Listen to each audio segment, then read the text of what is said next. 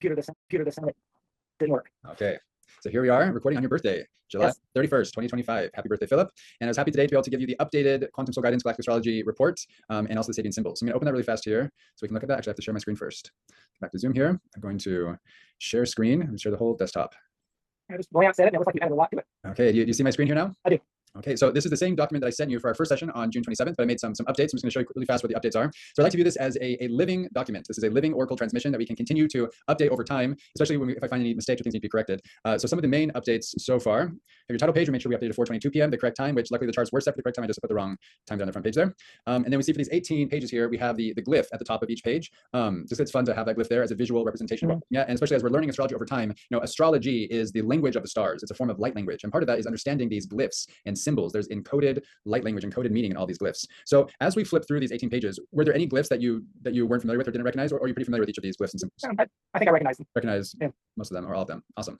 So I had those. There's a couple. So like on Mercury on one of the alignments, I remember opposite Sheliak M57 ring nebula. In the original, I put conjunct. Your Mercury is in Cancer, and so it's opposite. These Lyra are in Capricorn, so it's on the other side of the chart opposite. There's a couple things like that I wanted to make sure that we corrected. And then here I've added a couple extra transit charts as well. So we have our galactic origins. Remember, for the most ancient origins, we're looking towards the outer planets of Pluto, Neptune, and Uranus. And then for the recent galactic origins, we're looking at your luminaries, the sun and the moon, and your ascendant, that personal, calculated, sensitive point of your ascendant, all of your galactic soul connections to the super cosmic points, and then other connections to your personal planets of Mercury, Venus, Mars, Jupiter, Saturn.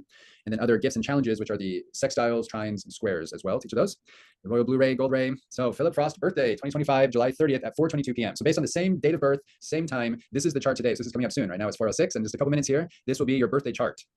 Yes. And so I just wanted to put this transit chart here as well, because it's good to start to look at transit charts and how they fit into your natal chart. So this is using a different software. This is called Astro Gold. So it looks a little bit different than the charts from the Galactic Astro Chart Calculator, but it's the same information. So this inner chart here, the inner wheel is your natal chart. So you recognize your Sagittarius rising 7 degrees and your natal planets here on the inner wheel. Then the outer wheel here is your birthday chart for 2025. This is a transit chart. You see that since it's your birth date and time, the sun isn't necessarily exactly the same as your birth sun. So on the next chart, this is your solar return chart. So the solar return is where your sun will be at the exact same position, 7 degrees, 55 minutes to the degree to the minute. That's your solar return. So your solar return chart is set for yesterday. July 30th at 4:16 p.m. is when your natal sun and transiting sun were exactly conjunct to the degree and the minute, which is interesting how that it changes year to year, because calendars aren't perfect and there's lots of, there's leap days and things. And so this year, your exact solar return was yesterday at 4:16 p.m. And today we have your birth chart set for July 31st at 4:22 p.m. So as we're looking here at this chart, is there anything that stands out to you or any questions you have, or anything you want to look at for your birth chart here? Just the interesting fact that the vertex is almost exactly the same. Yes. And that is very interesting. Almost the exact same vertex there. Still conjunct that Procyon, that Canis Minor, little dog in the sky, connected to interstellar travel and those fated events in the 8th house of deep transformations, shared resources. You also notice that Jupiter is now in the 8th house there. So getting lots of blessings here in that house of transformations, where your vertex is, your natal Mercury, your natal Sun, and your natal Jupiter. So we're coming up on a Jupiter return here for you as well in this next year or so when Jupiter enters Leo. So we've got a while before that, but we're going to enjoy all these blessings that Jupiter is bringing in. And you'll see the third chart I shared, actually is the Mercury Kazemi, which is today. It's a beautiful blessing on your birthday that Mercury is entering the heart of the sun. And this is a moment when really heartfelt messages can be shared, where we get to the heart of the matter. And there's a message that really wants to come forward. And the place where it feels the safest to do that is when that Mercury is in the heart of the sun, that real heart of the moment can come forward. So I'm so honored to be with you right now on your birthday at the exact moment of your birthday chart. And then right before, so tonight at 7:29 p.m. is the exact moment of that Mercury Kazemi, but all day today and into the next couple hours, that's active here, this moment to really share heartfelt words. And you see it's almost exactly conjunct your natal sun, very close. And in the same house as your natal Mercury. And once again, I wanted to bring up the Sabian symbol for your natal Mercury. So I'm going to open your Sabian symbols chart here, or report. And have you had a chance to go through your Sabian symbols report yet? Probably not. You're just glancing, nothing. So coming to your Mercury, we have a priest performing a marriage ceremony. And if we read Linda Hill's delineations here, this symbol speaks of the ability or the necessity of bringing people together so they may enjoy, grow, and learn from each other. It turns out that the simplest expressions of the heart and mind often need to be acknowledged in a ritualistic performance so that we feel we are indulging in the customs and traditions of our society. There's a need for a sense of blessing from a higher power, whether this is about an actual marriage ceremony, a hand-fastening ceremony, or some other kind of bonding ritual. There's a need for people to come together to make commitments and vows to each other. Sanctified unity, expressions of loyalty, sacred vows, making levels of commitment, psychoanalysis that binds and bonds people together, accepting the shadow, ceremonies. Then some shadow expressions, rigidly following established rules at the expense of the ways that have greater personal relevance, the forcing of people together, bondage to social expectations. So this Sabian symbol, a priest performing a marriage ceremony, wanted to come forward at this moment of that Mercury Kazemi, going to the heart of the matter, words that can bind, words that have power, but there's real sweetness to that power. In Cancer, that nurturing sign of cardinal water ruled by the moon and emotions, your natal Mercury, and your words, your voice has the power and ability to share really sweet words that have power in this life. So I wanted to celebrate that in you on your birthday today at this Mercury Kazemi moment. Any thoughts there? No, other than the fact that, that maybe, I think we discussed a little bit that that's one of those places that I think I've changed my direction on a little bit, but that's more from the established rules, I guess. Okay. I mean, I still believe in the true connection and that kind of thing. I'm struggling with the actual rules that follow as far as marriage or whatever. Yes. And so finding that new path, it doesn't have to be under established rules or under like an old traditional sense of marriage. Those were, so in the Sabian symbols, it's always helpful to remember that the Sabian Brotherhood channeled this information through a young girl in 1925. And she was using the linear language words that made sense to her mind to translate that picture. So when she saw that energy frequency, she translated it as a priest, sharing his words of blessing in the marriage ceremony. But it's the energy quality that is bringing forward, that ability to really speak words of sweetness that have power to bind and to create in this reality. Forging your own path with that in your own way. And then I think this is the last chart here, is the Venus-Jupiter conjunction. So on your birthday today, we're looking forward to this date of August 12th. It's August 11th and August 12th. So all day on August 11th, Venus and Jupiter are coming towards that perfect conjunction. And then at 1:15 a.m. on August 12th, Venus, the planet of love, relationships, value, and Jupiter, the planet of abundance, blessings, miracles, are coming together in a conjunction. And it's a seed level moment. So it's not that we're planting the seeds of something really beautiful that's going to come to fruition. And that's going to be happening right here in your 8th house of deep transformations. And you see both as Venus and Jupiter are on their way to meet up with your natal Mercury and your vertex, which are both really sweet moments. And then for more things to come there. So I wanted to kind of plant those seed level moments today on your birthday here. Any thoughts there about the Venus-Jupiter conjunction coming up and how it fits in your chart? Not exactly. Just a possible recommendation for where you're taking this with your overall picture. I did look forward and where it talks about is it the next section? Yeah, like the annual projections and actually understanding, I guess like the challenges or the positives that are coming up within the year. Yes. That may be something you want to add going forward as well. For sure, I would love to do that. Yeah, so I'm so appreciative to you to let me kind of practice these sessions with you as well. With the full galactic astrology quantum soul guidance, you were the very first person, and so I was like, this firehouse information, and we're kind of refining over time. And you're also the first follow-up session and the first birthday special. So thank you for letting me be here with you today on your birthday. And I want to keep making these more beneficial and helpful. So I love that feedback of well, I'm also thinking about return customers. Sure, yes, and like being able to look forward to that year, and see challenge moments and any beautiful moments. Look forward to. And that's why I wanted to highlight here. This Venus-Jupiter conjunction is happening really, really quickly after your birthday, but it's a real seed level moment that's going to plant that seed for this whole next year, because Jupiter is going to be here in Cancer in this 8th house area for this whole next year. So we're planting that seed level moment of those blessings of sweetness and abundance that are going to blossom over this next year. And we see that today you're coming into an 11th house profection year. So as we go around the chart, we see right here in the 11th house, right here, 58 and 11th house year. So you're coming up really soon on your full 12-year return. You come to your birth year, the year of the goat is going to be here in your first house in 2 years. But right here, we're in the 11th house. And so as we look at these charts, so here's your birthday chart here. We're going to come to your 11th house here. So you have your south node and your natal Mercury in your 11th house. I'm going to come up to your galactic astrology chart here. So in your 11th house, you have this Shapley attractor, which is the largest gravitational anomaly that we know of, right there, giving huge energy to your south node and also your Mars here. 11th house of social networks, friends, and alliances. And so this is a life area that's activated through this year, and learning to kind of really tap into that in the types of social networks, friends, alliances that you want to nourish and build throughout the year. So I wanted to bring some energy to that, to plant that seed.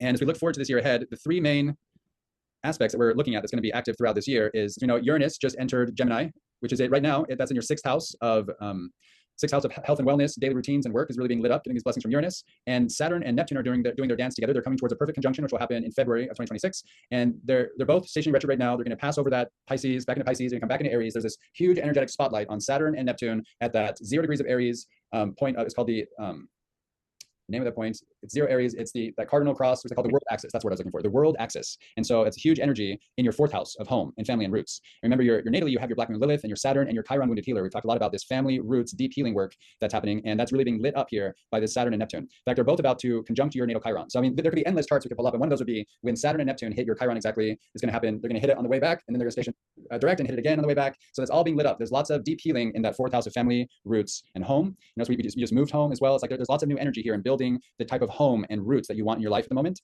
And then the third is Pluto really lighting up your 2nd house of finances here and material possessions as well. And these three together, Uranus at the beginning of Gemini, Saturn, Neptune, beginning of Aries, and Pluto, beginning of Aquarius, is going to be the lit up energy all year. And they're in sextiles, and it's called the Grand Trine, because Pluto is sextiling Saturn and Neptune are sextiling Uranus, and together they call it the flying wedge, or like this Grand Trine of these three superheroes. It's like the Justice League or the Fantastic Four that are bringing this new energy into your 2nd house of finances and possessions, your 4th house of family and roots, and your 6th house of health and wellness, daily routines, while you're getting these blessings from Jupiter in your 8th house of deep transformation. So these are going to be some of the real life theme areas that are working together, planting seeds for this amazing year ahead to get all these blessings from these areas. Any thoughts or questions as we look forward to those transits for your year ahead?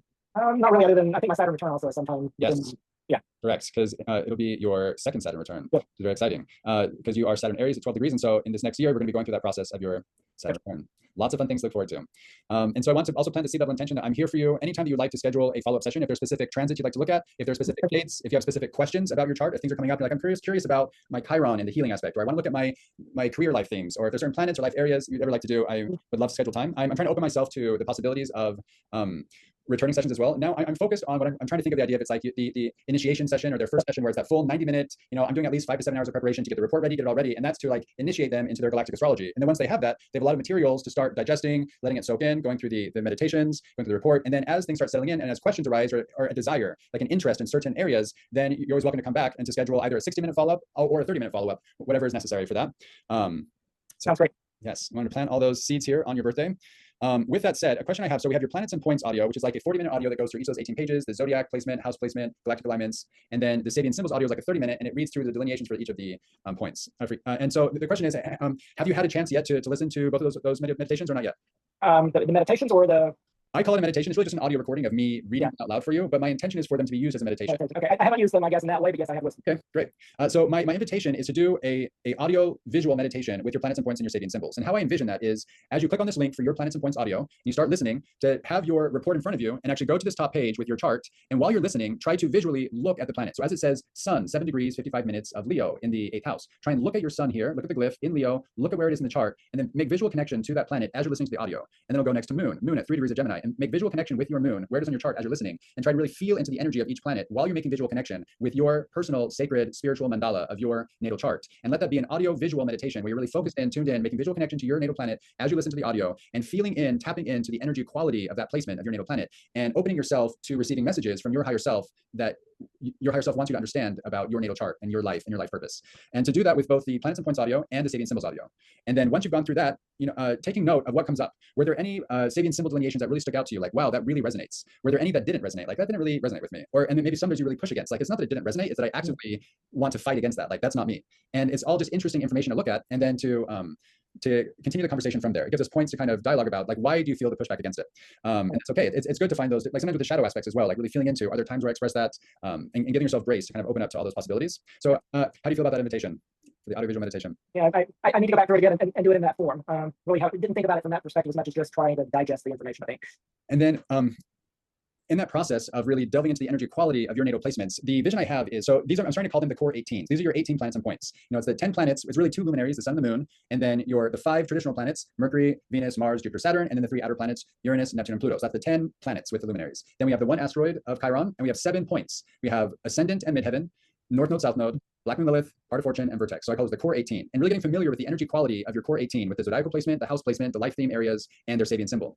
And then the next layer to uncover with each of the Sabian symbols, I want to introduce the concept of the seed and the promise. And that means that, so for instance, so let's look at your seed and the promise. Let's actually look at your vertex. So your vertex is at Cancer 23 degrees, 10 minutes. That rounds up to Sabian symbol of Cancer 24. And Sabian symbol of Cancer 24 is a woman and 2 men, or a man and 2 women cast away on a small island, and feeling into that energy quality. The seed of that is the moment right before. What was the energy that led into this moment? So that would be Sabian symbol Cancer 23. It's the Sabian symbol 1 before it, is the seed level energy moment that led into this. And then the promise is the Sabian symbol directly after it. It's what energy is going to arise from this moment, and that's the promise. So we have the seed, the Sabian symbol right before, the promise is the Sabian symbol right after it, and then your exact moment of your Sabian symbol. And those 3 often kind of tell a story together, and it's like triangulating the energy of that moment in a past, present, future way that helps to bring a quantum time collapsing or quantum time dimension travel to better triangulate that energy quality. So that's a seed level intention I'm planting to go forward. So one way to do that, I should grab this book right here. I think it's in here. Yeah. Well, you provided a link, I think, for the Sabian symbol, so I'm assuming we have to go look at it like 23 and 25. So I have a great book here called An Astrological Mandala, The Cycle of Transformations and Its 360 Symbolic Phases. It's by Dane Rudyard, and he goes into detail through each of the 360-degree symbols. So if I flip through here and I go to Cancer 24, it's a woman and 2 men, castaways on a small island. So that's your symbol. The one right before, Cancer 23, is the meeting of a literary society. And the one right after it, Cancer 25, is a willful man is overshadowed by a descent of superior power. So I'm just planting seed level intention of that seed and the promise to be able to dive deeper into the Sabian symbols. So I don't want to confuse things. I just want to share that opportunity going forward. So sometimes when there's a Sabian symbol, like it doesn't really resonate, it's helpful to look at the Sabian symbol right before and right after. And sometimes that helps you feel more into helping it resonate in a new way. Yes. Any thoughts or questions? No, I would have to read like what 23 those delineations. Yeah, exactly. Yes. Okay.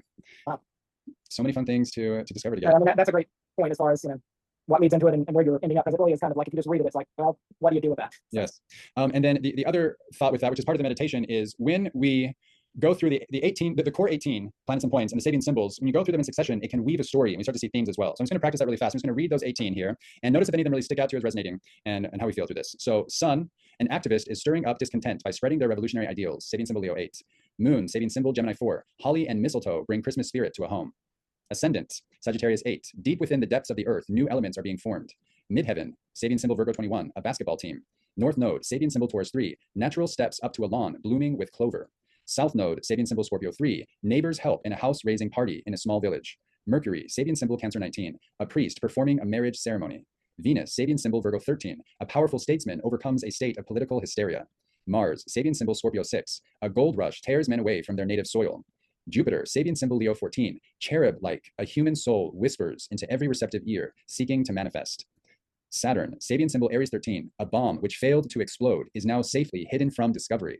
Uranus, Sabian symbol Virgo 22, a royal coat of arms enriched with precious stones. Neptune, Sabian symbol Scorpio 22, hunters protected by heavy clothing are shooting wild ducks. Pluto, Sabian symbol Virgo 19, a swimming race. Black Moon Lilith, Sabian symbol Aries 21, a boxer is entering the ring. Chiron, Sabian symbol Pisces 30, a majestic rock formation resembling a face is idealized by a boy who takes it as his ideal of greatness and as he grows up begins to look like it. Part of fortune, Sabian symbol Libra 3, the dawn of a new day reveals everything changed.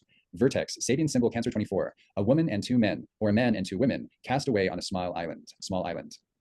So as we go through your core 18 plans and points, each Sabian symbol, what stood out to you? What really resonated?